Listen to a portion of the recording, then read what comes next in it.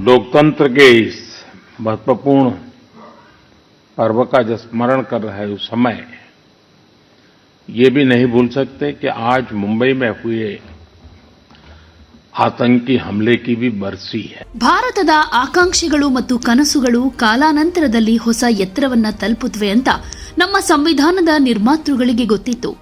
ಸ್ವತಂತ್ರ ಭಾರತ ಹಾಗೆ ಭಾರತದ ನಾಗರಿಕ ಅಗತ್ಯಗಳು ಚೇಂಜ್ ಆಗುತ್ತವೆ, ಸವಾಲುಗಳು ಕೂಡ ಬದಲಾಗುತ್ತವೆ ಅಂತ ಅವರು ತಿಳಿದಿದ್ರು ಅನ್ನೋದನ್ನ ಮೋದಿ ಹೇಳಿದ್ದಾರೆ. ಅದಕ್ಕಾಗಿ ಅವರು ನಮ್ಮ ಸಂವಿಧಾನವನ್ನ ಕೇವಲ ಕಾನೂನಿನ ಪುಸ್ತಕವಾಗಿ ಬಿಡಲಿಲ್ಲ ಅನ್ನೋದ್ರೊಂದಿಗೆ ಸಂವಿಧಾನ ಬರೀ ವಕೀಲರ ದಾಖಲೆಯಲ್ಲ, ಅದರ ಚೈತನ್ಯ ಸದಾ ಬಾಳಿನ ಚೈತನ್ಯವಾಗಿದೆ ಅನ್ನೋದನ್ನ ಅಂಬೇಡ್ಕರ್ ಅವರ ಹೇಳಿಕೆಯನ್ನ ಮೋದಿ ಸಂವಿಧಾನದ ದಿನದ ಅಂಗವಾಗಿ ಸುಪ್ರೀಂ ಕೋರ್ಟ್ನಲ್ಲಿ ಆಯೋಜಿಸಲಾದ ಕಾರ್ಯಕ್ರಮದಲ್ಲಿ ಹೇಳಿದ್ದಾರೆ. ಸಂವಿಧಾನ ದಿನದ ಸಂದರ್ಭದಲ್ಲಿ ನಾನು ಎಲ್ಲ ನಾಗರಿಕರಿಗೆ ನನ್ನ ಶುಭಾಶಯಗಳನ್ನು ತಿಳಿಸ್ತೀನಿ. ನಾನು ಸಂವಿಧಾನ ಮತ್ತು ಸಂವಿಧಾನ ಸಭೆಯ ಸದಸ್ಯರಿಗೆ ಗೌರವದಿಂದ ನಮಸ್ಕರಿಸ್ತೀನಿ ಅಂತ ಮೋದಿ ಹೇಳಿದ್ದಾರೆ. ಸಂವಿಧಾನ ಮಾರ್ಗದರ್ಶಕ ಬೆಳಕು ಅಂತ ಬಣ್ಣಿಸಿದ ಮೋದಿ ಇದು ದೇಶದ ಪ್ರತಿಯೊಂದು ಅಗತ್ಯ ಮತ್ತು ನಿರೀಕ್ಷೆಗಳನ್ನ ಪೂರೈಸಿದೆ ಅಂತ ಹೇಳಿದರು. हमारे संविधान निर्माता ये जानते थे कि भारत की आकांक्षाएं, भारत के सपने समय के साथ नई ऊंचाई पर पहुंचेंगे. वो जानते थे कि आजाद भारत की और भारत के नागरिकों की जरूरतें बदलेगी, चुनौतियां बदलेगी.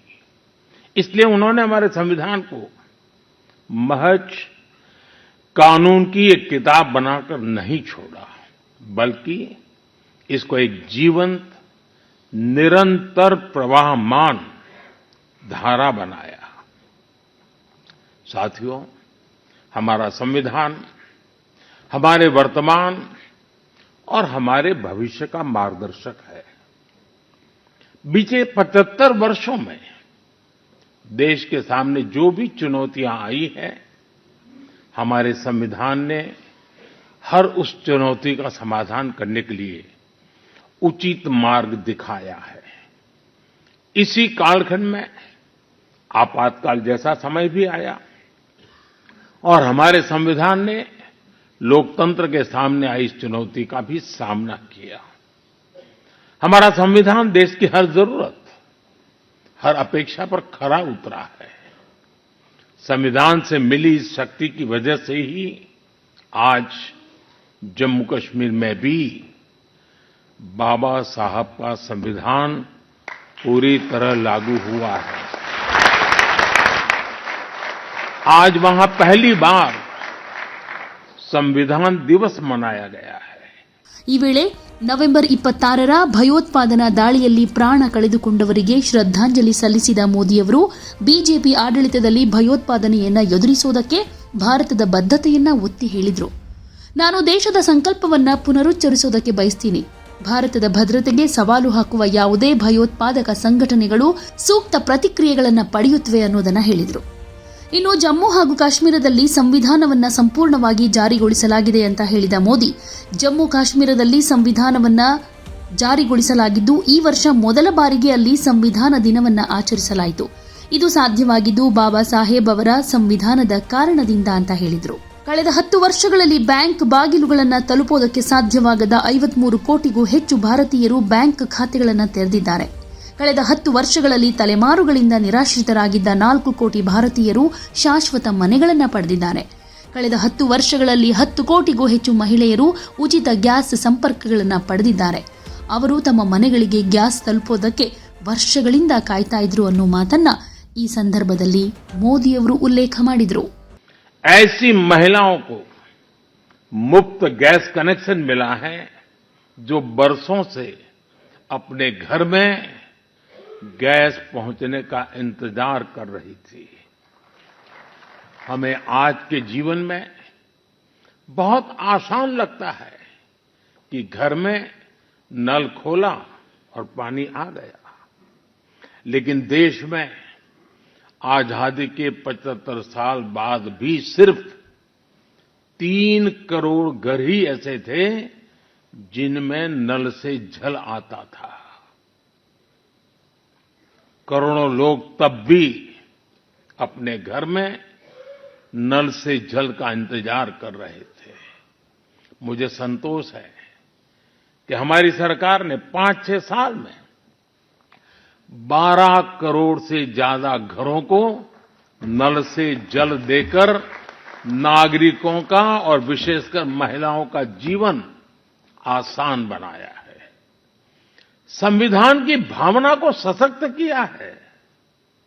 साथियों, आप सभी जानते हैं कि हमारे संविधान की मूल प्रति में भी प्रभु श्री राम, माता सीता, हनुमान जी, भगवान बुद्ध, भगवान महावीर, गुरु गोविंद सिंह जी सभी के चित्र हैं।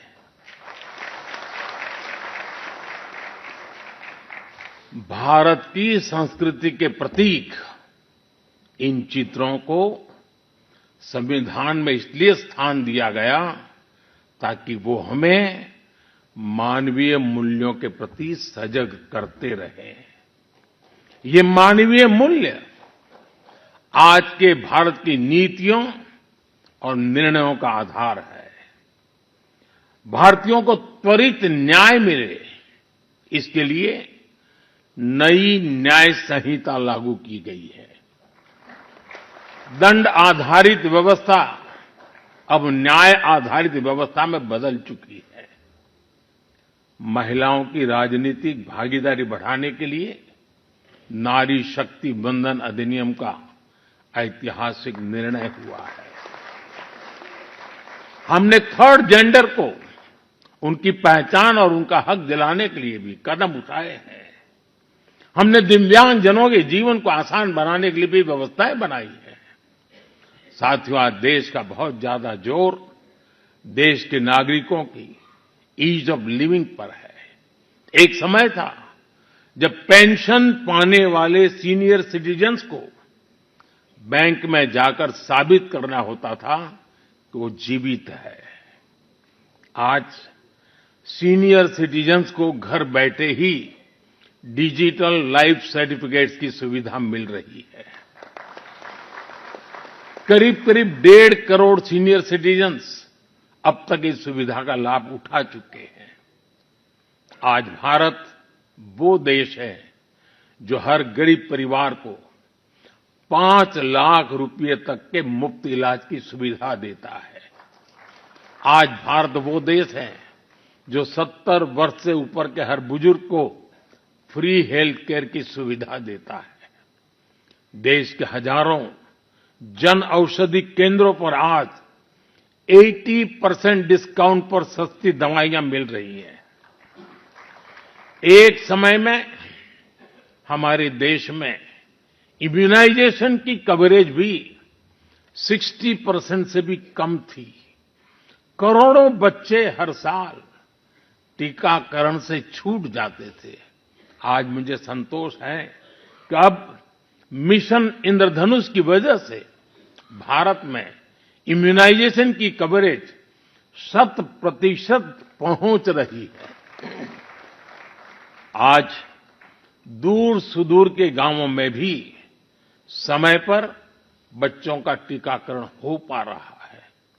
इन प्रयासों ने गरीबों की, मध्यम वर्ग की बहुत बड़ी चिंता कम की है। साथियों, आज देश में कैसे काम हो रहा है उसका एक उदाहरण एस्पिरेशनल डिस्ट्रिक्ट अभियान भी है।